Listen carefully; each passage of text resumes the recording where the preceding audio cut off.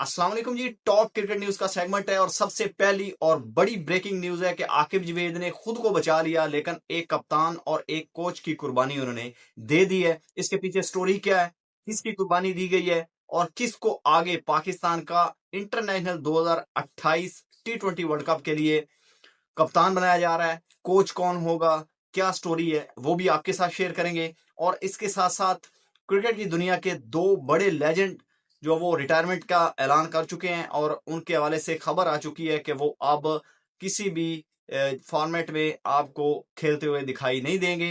एक इंडिया से लेजेंड है और एक जो वो पाकिस्तान से है, थंबनेल पर आप देख ही चुके हैं।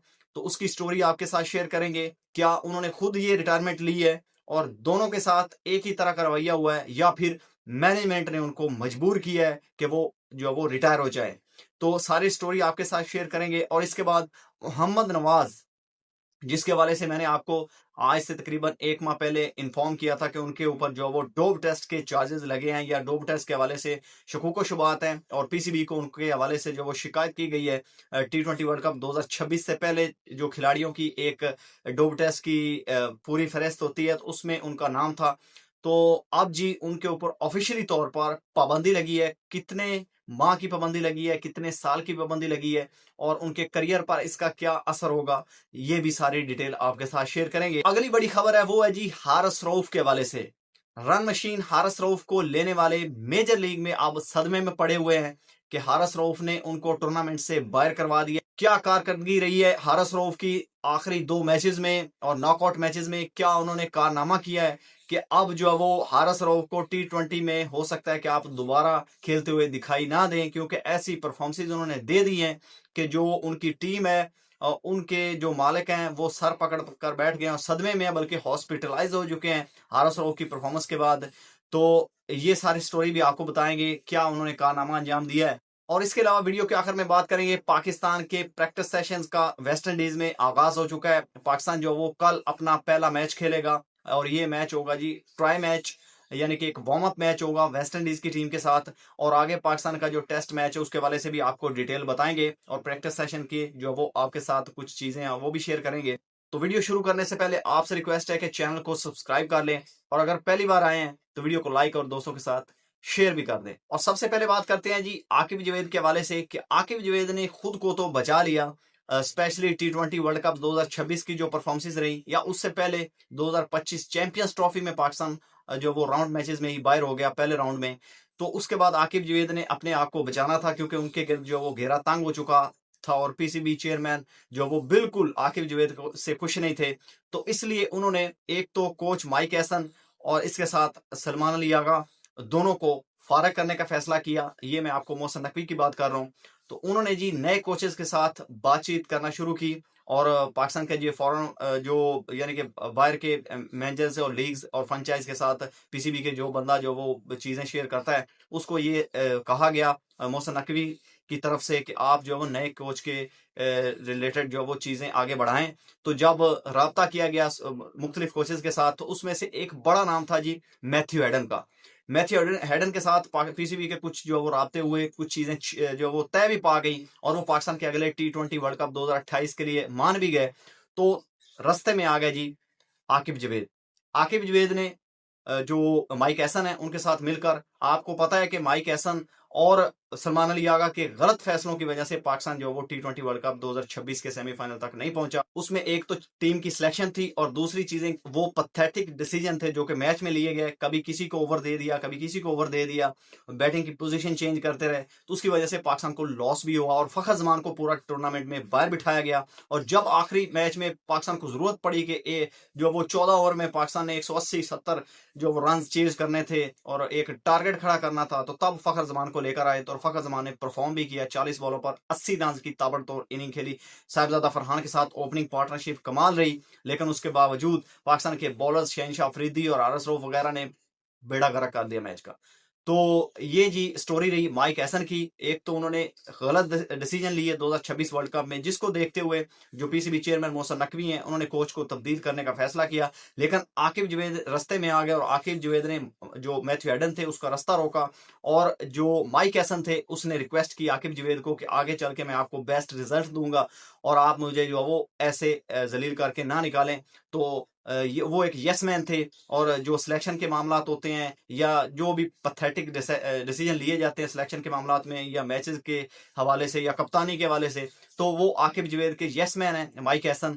तो उन्होंने जी उनको बचा लिया और मैथ्यू हेडन जो है वो उसका उन्होंने पत्ता साफ कर दिया। इसके अलावा जब पिछले दिनों मैंने भी आपको रिपोर्ट किया था कि पाकिस्तान के बैटिंग कोच के लिए जो बैटिंग कोच पहले थे उन्होंने रिजाइन किया, और पाकिस्तान के जो लेजेंड और जो चैंपियन कप्तान थे यूनुस खान, उनके साथ पीसीबी चेयरमैन की 1-on-1 जो वो मुलाकात हुई, और यूनुस खान ने सोशल मीडिया पर ये चीज क्लियर भी की कि उनके साथ मुलाकात हुई है पीसीबी चेयरमैन मोहसिन नकवी की, और वो पाकिस्तान क्रिकेट बोर्ड के साथ काम भी करना चाहते हैं। लेकिन वहां पर भी आकिब जो वो रास्ते में आ गए और उन्होंने उनको पाकिस्तान के जो बैटिंग कोच थे वो फराइज सारा अंजाम देने से रोक दिया।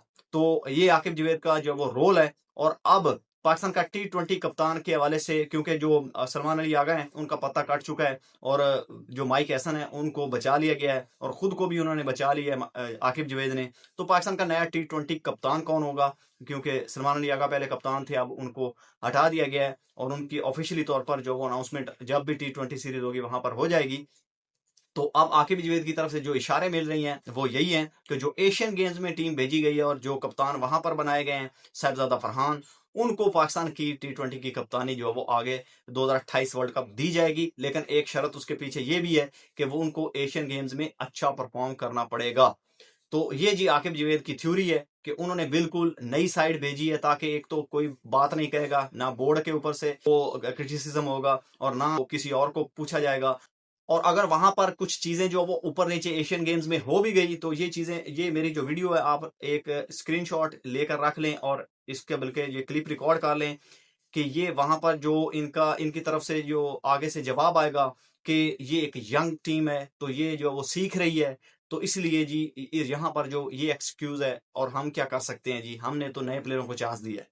तो ये जी आगे से जो वो राब नापा जाएगा, और आकिब जवेद और माइक एहसन जो वो इसके पीछे छुपने की कोशिश करेंगे। हालांकि जो भी क्रिकेटर पाकिस्तान के लिए सिलेक्ट होते हैं वो सीख कर आते हैं, और ये आकिब जवेद खुद भी कह चुके हैं कि जो इंटरनेशनल मैचेस होते हैं, इंटरनेशनल टीम होती है, ये सीखने के लिए नहीं होती, यहाँ पर जो वो जो रेडी प्रोडक्ट आता है। ये आकिब जवेद के खुद के अल्फाज हैं। तो आप बात करेंगे जी दो जो लेजेंड दुनिया क्रिकेट को खैरबाद कह चुके हैं, और ऑफिशियली तौर पर एक तो भारत से है और वो रोहित शर्मा है, जो कि उनके को 2 टाइटल पिछले 2 साल में जितवा चुके हैं। लेकिन हाल ये है कि वहां पर उनको जो वो अब टीम से ही ड्रॉप करने के वाले से बातें हो चुकी है, और जो उनके सेलेक्टर्स हैं उन्होंने रोहित शर्मा को कह दिया कि ये जो आखिरी मैच होगा इंग्लैंड के खिलाफ, ये मोस्ट प्रोबेबल आपकी करियर का आखिरी मैच हो सकता है।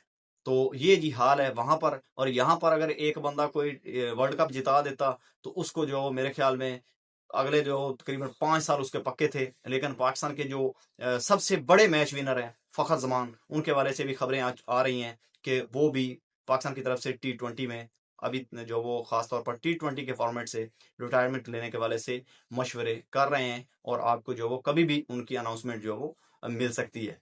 तो ये दो लेजेंड हैं, दो दिलेर खिलाड़ी हैं, दोनों ओपनर हैं। दुनिया क्रिकेट में इनका बड़ा नाम है। दुनिया क्रिकेट में उन्होंने अपनी जो वो परफॉर्मेंस से बड़े मैचेस में परफॉर्म किया है और अपनी अपनी टीम को मैचेस जितवाए हैं, भारत और पाकिस्तान को। तो ये जो वो फैंस के लिए एक अफसोसनाक खबर। अगली बड़ी खबर है वो है जी मोहम्मद नवाज के हवाले से। हारिस रऊफ के ऊपर मैं बाद में आता हूँ। तो मोहम्मद नवाज जो है जी उनका डोप टेस्ट वो आया था आज से 1-2 महीने पहले, खबर आई थी कि वो मुस्बत आया है। अब जी उन्होंने एक्सेप्ट कर लिया है कि उनका डोप टेस्ट जो वो मुस्बत है, और 3 माह के लिए आईसीसी ने उनके ऊपर पाबंदी लगाई है। शुक्र है कि लाइफ बैन नहीं लगा, कि कोई और जो वो 1 साल 2 साल या 5 साल 7 साल की पाबंदी नहीं लगी, जैसे जो वो शुएब अख्तर और मोहम्मद आसफ पर लगी थी 2007 के वर्ल्ड कप में।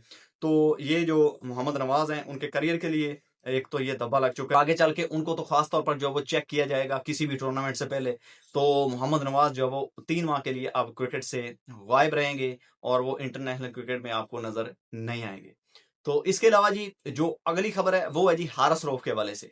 हारिस रऊफ ने जी एक और बड़ा कारनामा जो वो एक बड़े टूर्नामेंट में फिर दिया है, और आपको पता है कि मेजर लीग जारी है, उन्होंने फिर मेजर लीग में बहुत बुरी परफॉर्मेंस दी है, बड़ी गंदी परफॉर्मेंस दी है, और उनकी जो टीम के जो ओनर हैं वो अब पछता रहे हैं कि मैंने किस बला को खरीद लिया है कि पूरे मैच पूरे टूर्नामेंट का बेड़ा गर्क कर दिया है।